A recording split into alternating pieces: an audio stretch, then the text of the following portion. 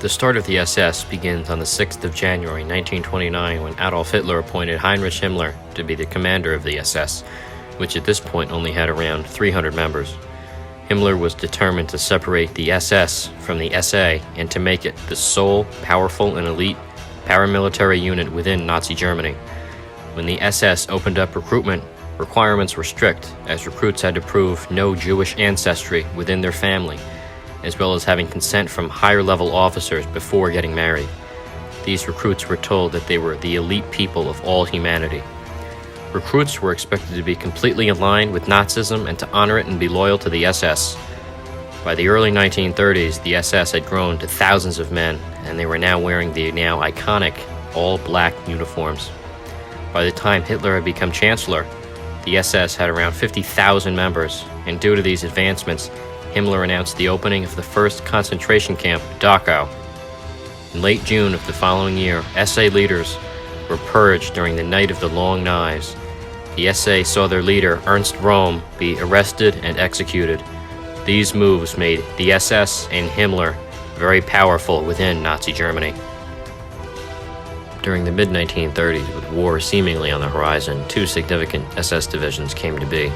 One was the SS Totenkampfverbände division, which was in charge of operating and maintaining the concentration camps, and the SSVT, which would later become the Waffen-SS.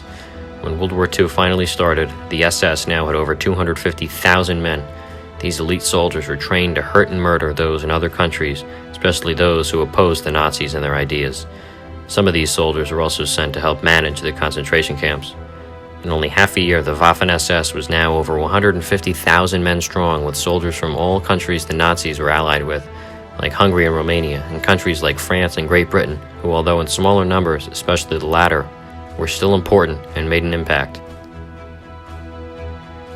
The most notable of these enemy country divisions was the Waffen-SS Charlemagne Division, which was composed of over 20,000 Frenchmen.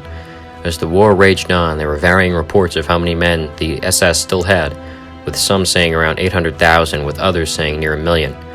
In these later times during the war, the Waffen-SS had developed and designed new and revolutionary weapons and equipment never seen before in combat. Some of these included the Sturmgewehr 44, which is credited with being the first assault rifle and the one to inspire many like it in the future, as well as the .44 .44 camouflage, which was very successful in its limited use. Some notable commanders of the Waffen-SS included Sepp Dietrich, who commanded the 1st SS Panzer Corps in the 6th SS Panzer Army, Paul Hauser, who was the first commander of the Waffen-SS when the SSVT was formed into a division for the Battle of France. He later commanded the 2nd SS Panzer Corps and the 7th Army. Artur Fleps, a former Romanian general who commanded the 7th SS Volunteer Mountain Division Prinz Eugen and the 5th SS Mountain Corps, and finally Felix Steiner, who used the aforementioned .44 camo, commanded the SS Division Viking and the 3rd SS Panzer Corps.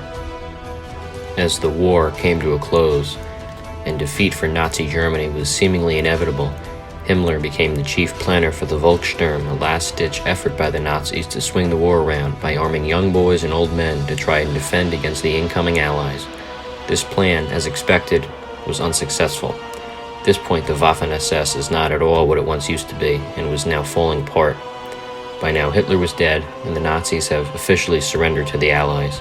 Heinrich Himmler was then captured by the Allies, but committed suicide using cyanide on the 23rd of May, 1945, before anything could be done with him. At the Nuremberg trials, the SS was deemed a criminal organization due to its involvement in the Holocaust and other nefarious and heinous acts. All in all, the Waffen-SS was an effective group on the battlefield, but not as elite as some make them out to be, as they, unlike the regular Wehrmacht, were sworn Nazis and total believers in Hitler, and not constant and gritty fighters like their Wehrmacht counterparts. Thanks for watching.